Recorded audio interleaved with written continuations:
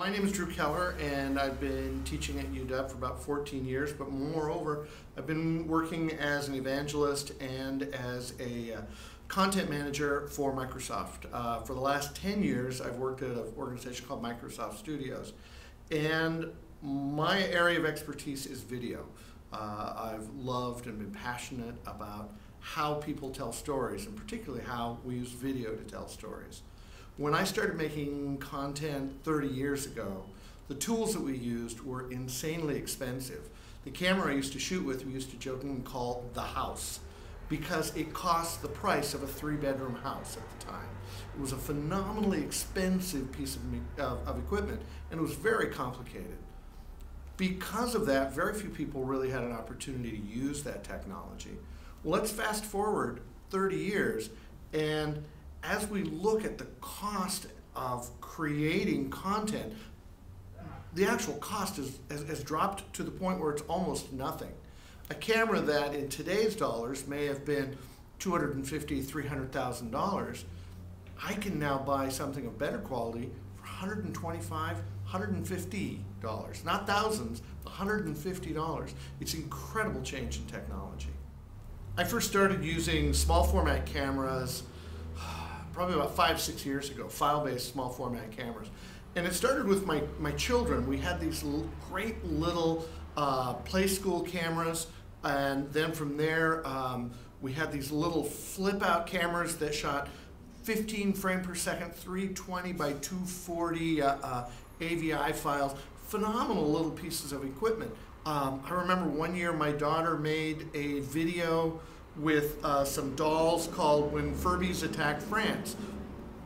I don't know, she was like 6 at the time, but that was her introduction to that content, to that tool for creating content. We use the flip camera specifically, and flip type cameras, for all phases of media creation. We being my family, my coworkers, the people I work with in education. The ubiquity of this tool is phenomenal, and most of this growth has happened in the last 18 to 24 months. At work, we use it extensively for creating small footprint content that we distribute to our customers and to our coworkers. And it's not necessarily a sales piece. It often is a story, a personal story about how somebody is creating a new tool, or talking about a feature set, a piece of software, something that's really great. And it is an intimate way to engage people into a story they want to tell. That story may be a business story, but it's a story all the same. In school, we use it as a way for people to become reporters. Suddenly we don't have the barriers of all this complicated gear, and we can concentrate on the story instead of concentrating on the technology. The audience doesn't care if you used a $100,000 camera or a $100 camera. They're going to judge the content based upon how it engages them. That's the great thing about the flip, is it is this incredible leveling of the playing field, so people can concentrate on the story and not have to concentrate on the technology. Well, I think looking that far out is really challenging. I was at the future of this format. I think that the future of this format is not spectacular. That doesn't mean I think it's going away or it's not important. I think that it becomes an assumption, the way email is an assumption, the way a digital watch becomes an assumption, the way that the cell phone becomes an assumption. It is a technology that you rely on, and frankly, you just assume it's going to work. The specialness of it goes away. And I think that as we look at this technology, for example, when I was at the Consumer Electronics Show in January, looking at what the manufacturers rolled out in January of 2009 versus what they rolled out in January 2010 was really eye-opening. In 2009, the big push was in consumer video cameras. We saw the push towards hard drive cameras. There were some flash-based cameras. We still saw a lot of standard definition DV camera. We saw HDV video, tape-based, and there were probably 60, 70 new models of consumer video cameras. And frankly, Pure Digital didn't even show at CES in 2009.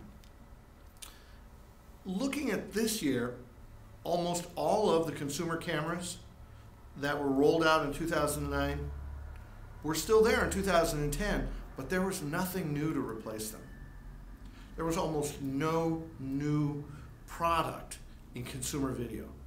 It had almost all been replaced by the Kodak Sport, the Kodak ZI-8, the Flip Minnow, the Flip HD, and moreover, the point-and-shoot still cameras, Canon 5D Mark II, Panasonic's Lumix Micro Four Thirds. Almost all of the video acquisition that was showing at CES was not with a video camera. It was almost all small format, file-based. And that gives you an idea, I think that gives you some insight into the ubiquity of this technology.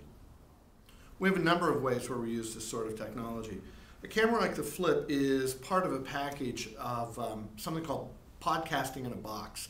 There's a team at Microsoft called Academy Mobile, and what Academy Mobile does is they put together a box of stuff. In there is a piece of software for capturing video on a computer screen, software called Camtasia. In there are some instructions in how to use, how to shoot and create content. In there's a copy of Sony Vegas, an $80 piece of editing software, and then there is a flip camera. And the entire idea is you create a turnkey solution using great little cameras, great tools, and you give them to employees. And just like blogging in the print environment, we began to use video blogging to connect directly with our customers.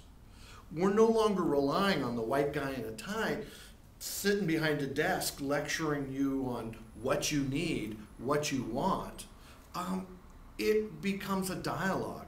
It becomes a way to communicate directly with consumers, with customers, with clients, with peers in a way that doesn't have all of the barriers and all of the trappings of corporate structure. Yes, absolutely, the employees are expected to be respectful of their non-disclosure agreements, be respectful of the product, make certain that we are delivering a consistent message according to our brand guidelines. That's just being part of an organization. That's nothing outrageous. But it is to say that we look at cameras like the Flip as an incredible way to engage our employees from a one-to-many sort of communication model to a many-to-many communication model.